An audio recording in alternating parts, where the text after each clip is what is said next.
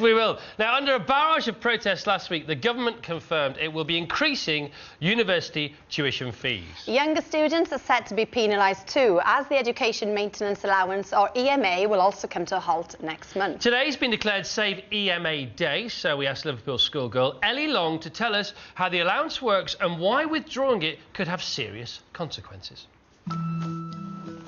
My name's Ellie Long, I live in Liverpool. I'm 16 years old and studying for my GCSEs. When my exams are finished, I would like to stay on in education. 3 years ago, my mum died of breast cancer, so my dad is a single parent. He works as a van driver and looks after me and my sister Megan.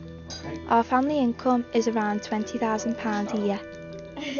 People like me have been getting financial support to help them stay on in education, but the government are cutting that now.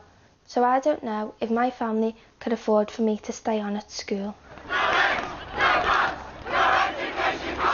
Students have been demonstrating against plans to abolish the Education Maintenance Allowance in England. EMA is a grant of up to £30 a week paid to 16 to 19-year-olds if they stay on in education. To get the full grant, the family income has to be below £21,000 a year. It's wrong to scrap EMA because people depend on it. We think it's important for social mobility. We think the rich should have no more opportunities than the poor do. We say fight back! For a lot of kids, that's the main incentive to go to school. And if that's scrapped, then they've got nothing to push them to further education, so it's ruins the life basically. That's EMA, around these areas, a lot of kids will turn to drug dealing and crime to get money, so it is a big issue. I need to find out how scrapping EMA will affect my future, so I'm going to speak to the people who know, starting with my dad. Do you think that it's right that the government cut EMA? Well, no, of course it's not. It's not right to jeopardise people's education, is it? If I don't get EMA, how hard is it going to be for you? I don't know. I really don't know. But do you think it would be better, for you, if I never stayed on in education? No, I've said to you all along, education is the most important thing. EMA has provided the money that helps students stay on at my school. But in further education colleges, an even bigger percentage of students get EMA. So I'm going to talk to the principal at Knowsley Comunity College, where 80% of the students receive EMA.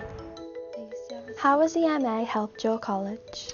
Well, it's helped by providing our students with some well-deserved money to help them come to college. It's a good motivator as well. First of all, it might help some people to make their minds up in the first place to come to college.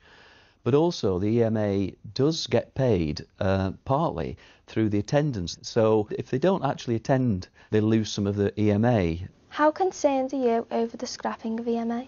Very concerned. I think it's one of the most significant negative developments that I've ever seen in further education, to be quite honest. And I think the impact could be not only that some students won't choose to stay on in education.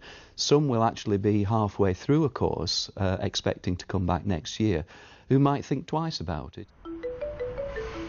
People here think scrapping EMA is a bad idea, so I'm going to London to ask the Education Minister why he's doing it.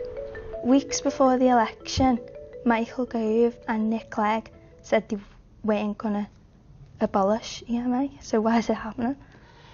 It wasn't our intention to make these decisions. EMA is a good concept, but the only way to tackle this budget deficit is to take some of these tough decisions. I do understand that there's an economic crisis, but do you think it's fair that I lose 100% of my income? Well, we asked students up and down the country whether they would have stayed on without the Education Maintenance Allowance, and 90% said they would have stayed on in the sixth form or gone to college, regardless of whether they received EMA. Well, I've met loads of students and they said it's going to be so hard for them to stay on if EMA does get scrapped, and I spoke to a college principal and he said he's certain people will drop out of his college if it's scrapped.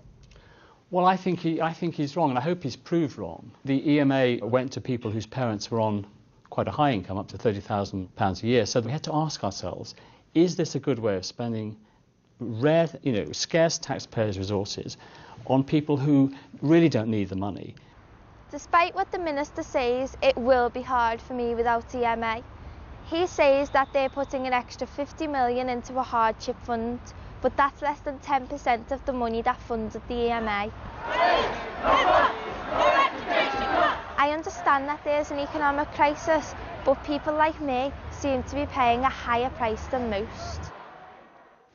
I think a round of applause for Ellie in that film there. Very good, Ellie. Well done. Very good.